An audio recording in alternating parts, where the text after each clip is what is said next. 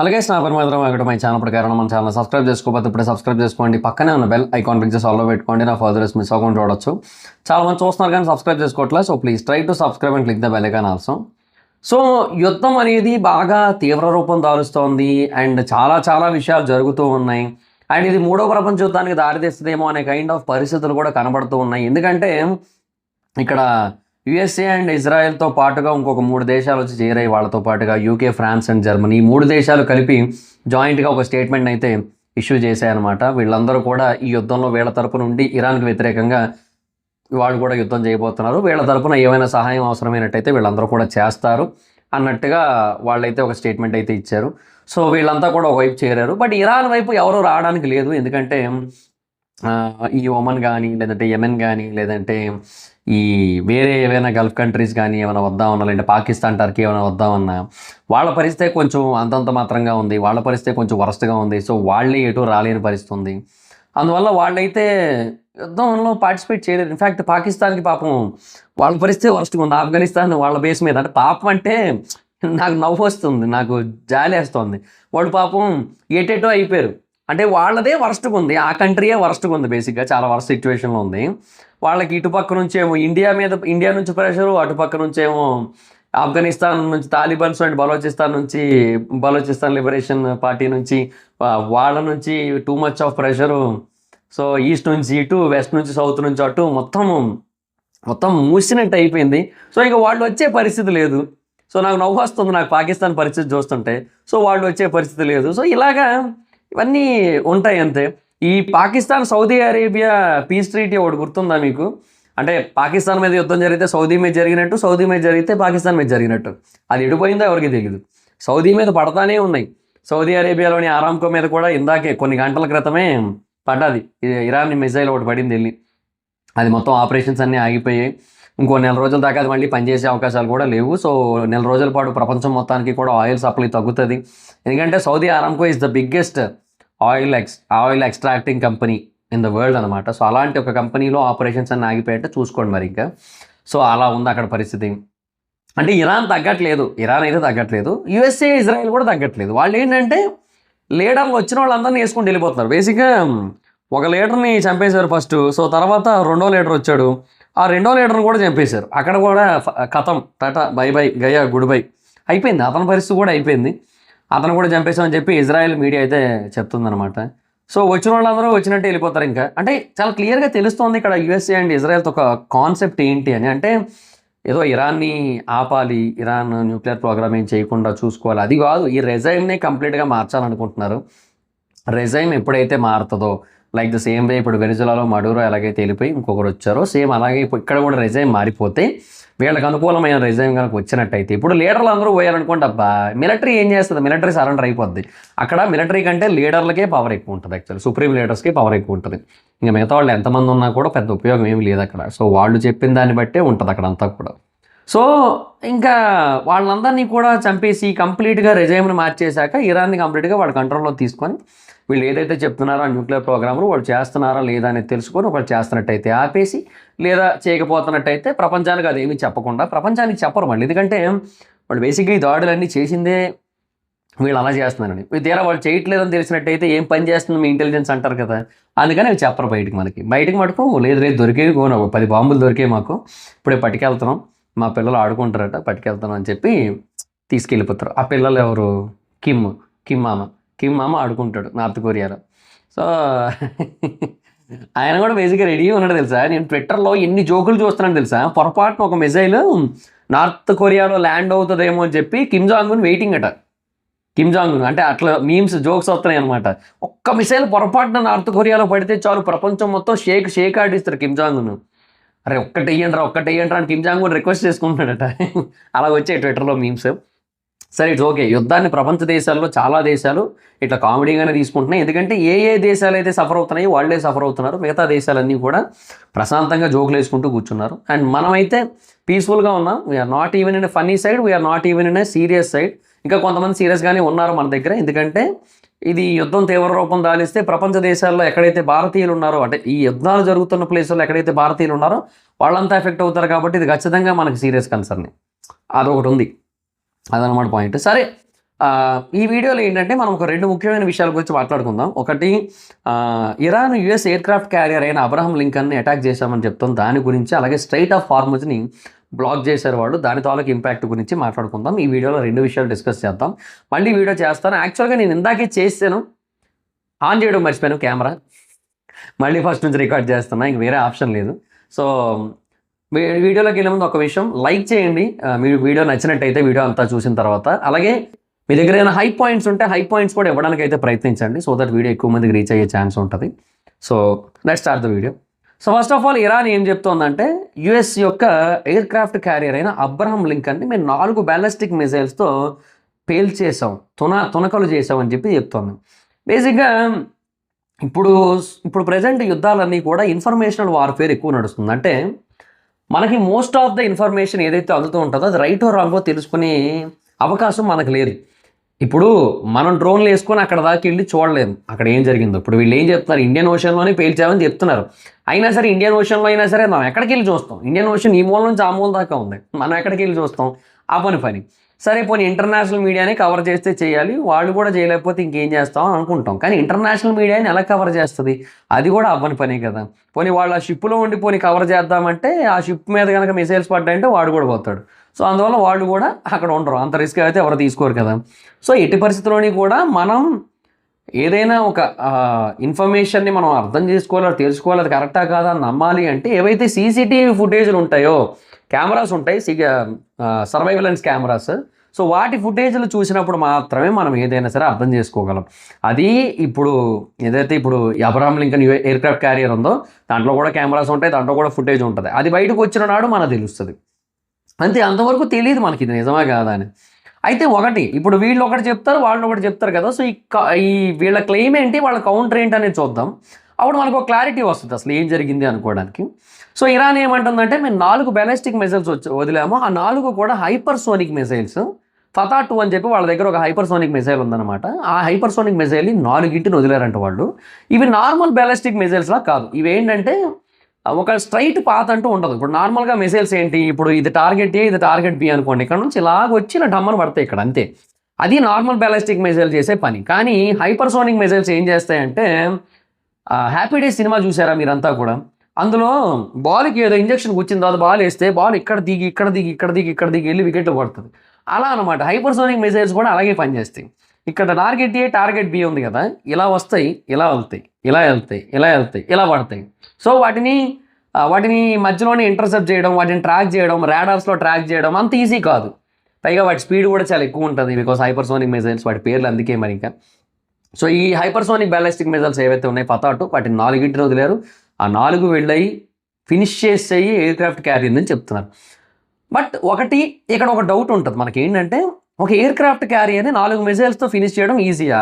నార్మల్గా ఏమైనా చిన్న ఎయిర్క్రాఫ్ట్ క్యారియర్ అనుకోండి, 10 జట్లు 15 జట్లు వెళ్ళే ఎయిర్క్రాఫ్ట్ క్యారియర్ అనుకోండి, దాన్ని మేబీ ఫినిష్ చేస్తారంటే ఒక అర్థం ఉంది 4 బ్యాలిస్టిక్ మిసైల్స్తో. కానీ ఇది అబ్రహం లింకన్ ఏదైతే ఉందో, ఇది మన ఐఎన్ఎస్ విక్రాంత్ ఉందా ఎయిర్క్రాఫ్ట్ క్యారియర్, అది కూడా మన యుద్ధం ఒక ఎయిర్క్రాఫ్ట్ క్యారియర్ కదా, మనది 43,000 టన్నులు ఉంటుంది. ఐఎన్ఎస్ అని యుఎస్ఎస్ అబ్రహం లింకన్ 1,00,000 టన్నులు ఉంటుంది. అంటే మన దానికన్నా ఆల్మోస్ట్ 2.5 రెట్లు ఎక్కువ వెయిట్. అండ్ అంతేకాదు 60 నుంచి 70 వరకు ఫైటర్ జెట్స్ ఉంటాయి, 5,000 మంది స్టాఫ్ ఉంటారు. చాలా అంటే చాలా పెద్దది, చాలా చాలా చాలా పెద్దదన్నమాట. సో అంత పెద్ద ఎయిర్క్రాఫ్ట్ క్యారియర్ని నువ్వు 4 మిసైల్ వేసి నేను లేపేశానంటే నేను నమ్మను. సో అది జరగని పని. అంతే, మేబీ డ్యామేజ్ జరిగి ఉండొచ్చు, బాగా సివియర్గా డ్యామేజ్ అయ్యి ఉండొచ్చు. ఈ ఎయిర్క్రాఫ్ట్ క్యారియర్ చాలా ఇంపార్టెంట్ అబ్బా. దీన్ని బేసిక్గా ఫ్లోటింగ్ ఎయిర్ బేస్ అని పిలుస్తారు. ఎందుకంటే చెప్తున్నాను కదా 5,000 మంది స్టాఫ్ ఉంటారు, చాలా హెవీ మెషిన్ గన్స్ ఉంటాయి, అండ్ 60 నుంచి 70 వరకు ఫైటర్ జెట్స్ ఉంటాయి. అవన్నీ అక్కడ నుంచి ఈజీగా ఎగిరిపోవచ్చు, ఎలాగైనా యుద్ధం చేయొచ్చు ఎక్కడి నుంచి అయినా సరే. సో అంత పెద్ద ఎయిర్క్రాఫ్ట్ క్యారియర్ అది. సో దాన్ని ఈజీగా పేల్చేయడం అంత ఈజీ కాదు. మేబీ కొంతవరకు డ్యామేజ్ అయ్యి ఉండొచ్చు, డ్యామేజ్ అయినా యూఎస్కి నష్టమే కొంతవరకు, నేను కాదన్న. కానీ బట్ కంప్లీట్గా నాశనం అయిపోతే ఇంకా పెద్ద నష్టం. కానీ అలా జరిగిందని నేను అనుకోవట్లే. యుఎస్ ఏమంటోంది, అదేమీ జరగలేదు అని చెప్పి చెప్తుందనమాట. అది ఏది వాస్తవం కాదు. దీనికి ఒక 3 లేయర్ల సెక్యూరిటీ సిస్టమ్ ఉంది. ఈ 3 లేయర్ల సెక్యూరిటీ సిస్టమ్ని దాటి ఎవ్వరూ కూడా ముందుకు రాలేదు కూడా ఇప్పుడు కూడా అని చెప్తున్నారు వాళ్ళు. ఆ 3 లేయర్ల సెక్యూరిటీ సిస్టమ్ ఏంటి? ఒకటి ఔటర్ లేయర్. ఔటర్ లేయర్లో ఏంటంటే కొన్ని అంటే ఈ ప్యాట్రోలింగ్ ఎయిర్ క్రాఫ్ట్స్ ఉంటాయి కొన్ని. అంటే వాళ్ళు కొంచెం ముందు తిరుగుతూ ఉంటారు దీని చుట్టుపక్కల, దీనికి చాలా దూరంగానే తిరుగుతూ ఉంటారు. అంటే ఏమైనా మిసైల్స్ లాంటివి ఏమైనా దీని వైపు వస్తున్నాయా అనేది ముందే చెక్ చేసి రాడార్స్లో ఇన్ఫర్మేషన్ ఇస్తారనమాట. సో అలాగే దీనికి ముందు కొన్ని షిప్పులు కూడా ఉంటాయి, అవి ప్యాట్రోలింగ్ షిప్స్ అనమాట. సో అవి కూడా దీనికి సెక్యూరిటీగా ఉంటాయి, అవి కూడా కంటిన్యూస్గా మానిటర్ చేస్తుంటాయి. వాటి దగ్గర కూడా మిషన్ గన్స్ అవన్నీ ఉంటాయి. ఈవెన్ ఏవైతే వెహికల్స్ ఎయిర్ క్రాఫ్ట్స్ పైన తిరుగుతూ ఉంటాయో దీనికి సెక్యూరిటీగా, వాటిల్లో కూడా ఈ ఫైరింగ్ సిస్టమ్ ఉంటుంది, ఫైరింగ్ మెకానిజం ఉంటుంది. సో అవి మిసైల్స్ అనేటివి కూడా అవి కూడా పేల్చే అవకాశాలు ఉంటాయి. సో ఇది ఒక సెక్యూరిటీ సిస్టమ్, అవుటర్ లేయర్. తర్వాత ఇన్నర్ లేయర్ ఒకటి ఉంది, అదేంటి ఇన్నర్ లేయర్ కాదు సారీ మిడిల్ లేయర్ ఏముంది, ఇంటర్సెప్టర్ మిసైల్స్. సో బేసిక్గా వీళ్ళ దగ్గర ఇంటర్సెప్టర్ మిసైల్ టెక్నాలజీ ఉంది. సో ఏవైతే మిసైల్స్ వస్తాయో అవి వచ్చే టైంకి కింద నుంచి కొన్ని మిసైల్స్ పంపిస్తారు దానికి ఎదురుగా. సో ఇప్పుడు ఇలా వస్తుంది అనుకోండి, కింద నుంచి ఒక 3 మిసైల్స్ పంపిస్తారు ఒకటేసారి, చిన్న మిసైల్స్, పెద్ద అక్కర్లేదు, చిన్న మిసైల్స్ 3 పంపిస్తారు. ఈ మిసైల్ ఎప్పుడైతే తగులుతాయో అప్పుడు ఆటోమేటిక్గా 2 పేలిపోతాయి, ఆ మిసైల్ కింద పడవరు. సో ఇది కాన్సెప్ట్. తర్వాత ఇన్నర్ లేయర్, ఇది 3వ లెవెల్ ఆఫ్ సెక్యూరిటీ సిస్టమ్. వీళ్ళ దగ్గర ఎలక్ట్రానిక్ జామర్స్ ఉంటాయి. సో ఆ జామర్స్ ఏంటంటే ఏవైతే మిసైల్స్ పడుతుంటాయో అవి వచ్చేసరికి వాటిని పనిచేయనివ్వకుండా చేస్తాయి. ఈ హైపర్సోనిక్ మిసైల్స్ అన్నీ కూడా బేసిక్గా ఏ బేసిస్ మీద పనిచేస్తాయి అంటే, అది ఎక్కడైతే పడతాయో, అంటే అన్నిసార్లు అలాగని నేను చెప్పను, కొన్నిసార్లు ఏంటంటే ఇట్లా పడిన తర్వాత వెంటనే పేలవు, వాటికంటూ ఒక కనెక్షన్ ఉంటుంది. ఆ కనెక్షన్ అనేది కంటిన్యూ అవ్వాలి, అలా కంటిన్యూ అయినప్పుడు మాత్రమే ఇవి పనిచేస్తాయి. సో దానికంటే ఒక రేంజ్ ఉంటుంది, ఆ రేంజ్ వరకు మాత్రమే ఈ మిసైల్స్ ఎదగలవు, అప్పటి వరకే కనెక్షన్ ఉంటుంది. సో ఆ కనెక్షన్ అనేది కంప్లీట్గా జామ్ అయిపోయి ఈ మిసైల్స్ని పనిచేయకుండా చేస్తుంది, ఆ కనెక్షన్ అనేది కంప్లీట్గా డిస్కనెక్ట్ అయిపోతుంది. సో అది ఒక కాన్సెప్ట్. తర్వాత రెండోది ఏంటి అంటే, వీళ్ళ దగ్గర బేసిక్గా ఇంకొకటి ఏదో ఉంటుంది, ఒక్క నిమిషం, డైవర్టింగ్ థ్రెడ్స్. సో బేసిక్గా వీళ్ళ దగ్గర ఉన్న కొన్ని టెక్నాలజీని యూజ్ చేసి ఏవైతే మిసైల్స్ వస్తున్నాయి వాటిని డైవర్ట్ చేస్తారు. ఇప్పుడు ఫర్ ఎగ్జాంపుల్ ఇక్కడ షిప్ ఉంది, ఇదే షిప్ అనుకోండి, ఫర్ ఎగ్జాంపుల్ ఇక్కడ షిప్ ఉంది, మిసైల్ ఇలా పడుతుంది అన్న టైంలో ఇక్కడ వరకు వచ్చిన తర్వాత ఒక లేయర్ లాగా, ప్రొటెక్షన్ లాగా ఏదో క్రియేట్ చేసి, సో ఆ మిసైల్స్ని మేబీ సౌండ్ వేవ్స్తో కానీ లేదంటే వేరే వేవ్స్తో కానీ డైవర్ట్ చేసి, ఇలా రావాల్సిన మిసైల్ని ఇలా వెళ్ళిపోయేలా చేసినా, అంటే ఇలా వెళ్ళిపోయేలా చేసినా అది వాటర్లో పడుతుంది, అక్కడ పేలినా కూడా వీళ్ళకి ఏం కాదు. మరీ పక్కన పడింది అనుకోండి, ఇక్కడ పడింది అనుకోండి, షిప్కి కన్నాలు పడిపోతాయి, లోపలికి వాటర్ వచ్చేస్తుంది. ఎందుకంటే ఎంత ఎయిర్ క్రాఫ్ట్ క్యారియర్ అయినా సరే హల్ డ్యామేజ్ అయిపోద్ది, అదొక ప్రాబ్లం ఉంది. సో దూరంగా పడితే ఏం కాదు, సో అలా డైవర్ట్ చేయడం కూడా ఒక ఆప్షన్ ఉంది. సో ఇన్ని ఆప్షన్స్ ఉన్నాయి వీళ్ళ దగ్గర. సో ఇంత లెవెల్ ఆఫ్ సెక్యూరిటీ ఉంది. సో ఒక ఎయిర్ క్రాఫ్ట్ క్యారియర్ని మీరు చెప్పినంత ఈజీగా అయితే పేల్చలేము, అది జరగలేదు ఇప్పుడు కూడా అని చెప్పి వాళ్ళు అయితే చెప్తున్నారు అనమాట. అండ్ ట్రంప్ దీనికి కౌంటర్గా ఇంకో మాట కూడా చెప్పాడు, అది ఏంటంటే, వాళ్ళు ఇది పేల్చామంటున్నారు కదా, జరగలేదు, కానీ మేము 9 ఇరాన్ యుద్ధ నౌకల్ని పేల్చేసామని చెప్పి ట్రంప్ చెప్పాడు. అలాగే నేవల్ హెడ్ క్వార్టర్స్ని కూడా పేల్చేసాం, ఇరాన్ యొక్క నేవల్ హెడ్ క్వార్టర్స్ని కూడా చెప్పాడు ఆయన. ఇది ఒక ట్విస్ట్. సో అతను 9 అవి అండ్ ఇది ఒకటి అని చెప్పాడు. కాకపోతే యుఎస్ యొక్క సెంట్రల్ కమాండ్ సెంట్కామ్ అయితే మటుకు ఒక్కదాన్ని మాత్రమే మేము పేల్చినట్టుగా అఫీషియల్గా అనౌన్స్ చేసింది. వాడు 9 అని చెప్పలేదు. మరి ట్రంప్ కొంచెం ఎక్కువ చెప్తాడులేండి ఎప్పుడు కూడా. సో అది మరి పరిస్థితి. గల్ఫ్ ఆఫ్ ఒమన్ దగ్గర పేల్చేసామని చెప్పి చెప్పారనమాట వాళ్ళైతే. సో ఇలాగా ఈ వార్ అయితే నడుస్తోంది. సో చాలా పెద్దగానే చేసుకుంటున్నారు యుద్ధం అయితే తెలుస్తోంది. అయితే ఇదంతా ఓ పక్క నడుస్తుంది కదా, ఈ గల్ఫ్ ఆఫ్ ఒమన్ దగ్గరే కదా ఇదంతా కూడా జరిగింది. అందుకని ఇరాన్ ఏం చేసింది, ఈ స్ట్రైట్ ఆఫ్ హార్మజ్ని కంప్లీట్గా బ్లాక్ చేసింది. ఈ స్ట్రైట్ ఆఫ్ హార్మజ్ అనేది పర్షియన్ గల్ఫ్ని గల్ఫ్ ఆఫ్ ఒమన్ని కనెక్ట్ చేసే ఒక రూట్ అనమాట. స్ట్రైట్ ఆఫ్ హార్మజ్ అనే పేరు ఎందుకంటే, అది స్ట్రైట్ అని ఎందుకు పిలుస్తారంటే, ఫస్ట్ ఆఫ్ ఆల్ వీటన్నిటికి కూడా అది ఒక చిన్న మార్గాలు అనమాట. బేసిక్గా ఇప్పుడు ఇండియాకి శ్రీలంకకి కూడా మధ్యలో కొంత సముద్ర భాగం ఉందా, దాన్ని కూడా స్ట్రైటే అంటారు యాక్చువల్లీ.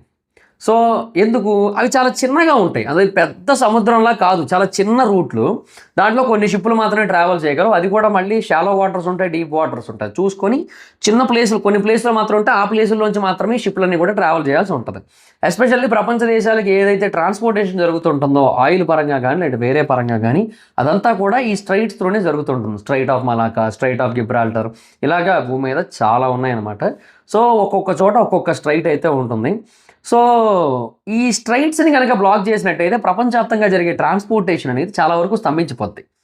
ఇప్పుడు అంతెందుకు, ఈ ఏదైతే స్ట్రైట్ ఆఫ్ హార్మజ్ ఉందో, ఈ స్ట్రైట్ ఆఫ్ హార్మజ్ నుంచి ప్రపంచవ్యాప్తంగా సప్లై అయ్యే 20% క్రూడ్ ఆయిల్ సప్లై అనేది జరుగుతుంది. అండ్ అంతేకాదు న్యాచురల్ గ్యాస్ కూడా చాలా మంచి పర్సంటేజ్ ఆఫ్ న్యాచురల్ గ్యాస్ ఈ రూట్ నుంచి సప్లై అవుతుంది. ఇప్పుడు ఆ స్ట్రైట్ ఆఫ్ హార్మజ్ అనేది బ్లాక్ అవ్వడం వల్ల ఆ ప్రాంతాలన్నిటికీ కూడా, అంటే అది మరి ఆ ట్రాన్స్పోర్టేషన్ అంతా కూడా ఆగిపోద్ది. ఎప్పుడైతే ఈ ట్రాన్స్పోర్టేషన్ అంతా ఆగిపోద్దో అటు క్రూడ్ ఆయిల్ యొక్క ప్రైసెస్ భారీగా పెరుగుతాయి. ఆల్రెడీ క్రూడ్ ఆయిల్కి పర్ బ్యారెల్ $5 పెరిగిపోయింది. సో ట్రేడ్ అనలిస్టుల యొక్క అనాలిసిస్ ఏంటంటే ఇదంతా పూర్తయ్యే టైంకి $100 నుంచి $150 వరకు కూడా క్రూడ్ ఆయిల్ ధర రీచ్ అయిపోయే ఛాన్స్ అయితే ఉంది ఒక బ్యారల్కి అనేసి అనుకుంటున్నారు అనమాట. ప్రస్తుతానికి 70-80 మధ్యలో తిరుగుతూ ఉంటుంది అటు ఇటు. సో ఇది 100 నుంచి 150 మధ్యలోకి వెళ్ళిపోయే ఛాన్స్ ఉందని అయితే నమ్ముతున్నారు. అండ్ న్యాచురల్ గ్యాస్ పరంగా కూడా చాలా ప్రాబ్లమ్స్ ఉంటాయి. ఎందుకంటే 2022లో న్యాచురల్ గ్యాస్ పరంగా ఇలాగే ప్రాబ్లం అయింది. అప్పుడు చాలా వరస్ట్గా ఎదురైన సిచ్యువేషన్. కాకపోతే అప్పుడు ఎఫెక్ట్ అయింది యూరోప్.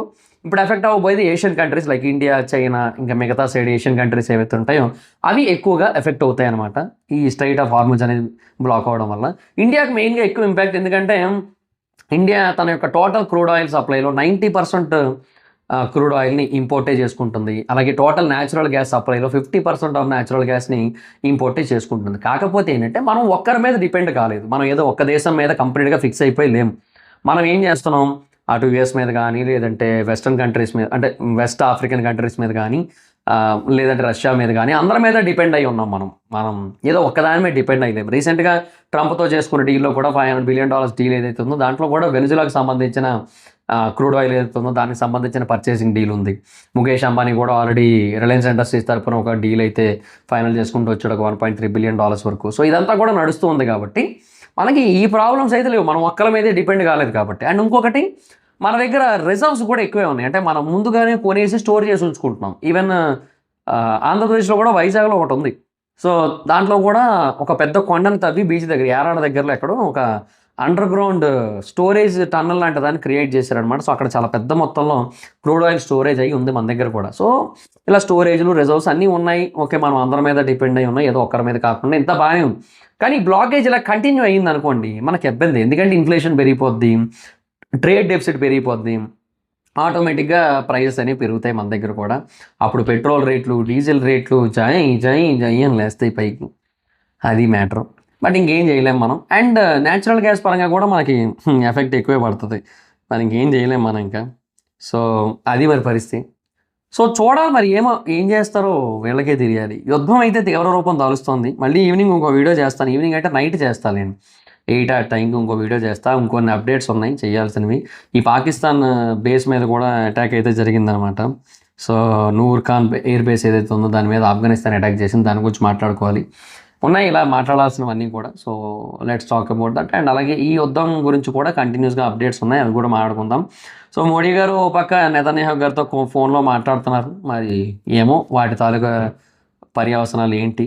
అండ్ ఇప్పుడు సౌదీ మీద, ఖత్తర్ మీద, దుబాయ్ మీద, వీటి మీద కూడా ఇరాన్ బాంబుల వర్షం కురిపిస్తోంది. దడమని బేసులు పేల్చండ్రా అంటే ఏవి పడితే అవి పేలుస్తున్నారు. ఏదో మరి వాళ్ళకే తెలియాలి ఏం చేస్తున్నారు. అంటే బేసిక్గా అమెరికన్ ఎయిర్ బేస్లు పేల్చారంటే ఒక అర్థం ఉంది. అన్ని దేశాల్లో పేల్చారు, కానీ ఒక 2 దేశాల్లో వదిలేశారు. ఇరాన్ వాళ్ళు, ఒమన్, టర్కీ, రెండిట్లో వదిలేశారు. అని మరి వాళ్ళ స్నేహ దేశాలు కదా కొంచెం. అది చూద్దాం మరి ఇంకేంటో మరి పరిస్థితి. చాలా జరుగుతున్నాయి. ఇది చాలా సింపుల్గా మాట్లాడుకుంటున్నాం కానీ చాలా కాంప్లికేటెడ్ విషయమే. అమ్మో, ఇది కనుక మనం భారతదేశంలో ఉన్నాం కాబట్టి ఇంత ప్రశాంతంగా ఉన్నాం. అది కూడా సౌత్ నార్త్లో ఉండుంటే ఒకవేళ ఏదైనా యుద్ధం వస్తే ఫస్ట్ ఎఫెక్ట్ అయ్యేది అక్కడే కదా. అది సరే, లెట్స్ సీ గైస్, చూద్దాం ఏంటి మరి సిచ్యువేషన్ అనేది. సో అది మ్యాటర్. ఇది ప్రస్తుతానికి ఉన్న అప్డేట్స్ అయితే. సో ఈ వీడియో మీకు నచ్చితే లైక్ చేసి మీ దగ్గర ఉన్న హై పాయింట్స్ చూడడానికి ట్రై చేయండి. ఈ వీడియో మీకు ఇంకా బాగా నచ్చితే మీ సోషల్ మీడియా ప్లాట్ఫామ్స్లో షేర్ చేయండి, like Facebook, WhatsApp, Twitter, Insta. వీటిలో ఎప్పుడో కారణం మన ఛానల్ సబ్స్క్రైబ్ చేసుకోకపోతే ఇప్పుడు సబ్స్క్రైబ్ చేసుకోండి. పక్కనే ఉన్న బెల్ ఐకాన్ క్లిక్ చేసి ఆల్లో పెట్టుకోండి. నా ఫాలోవర్స్ మిస్ అవ్వకుండా చూడొచ్చు. చాలా మంది చూస్తున్నారు కానీ సబ్స్క్రైబ్ చేసుకోవట్లేదు.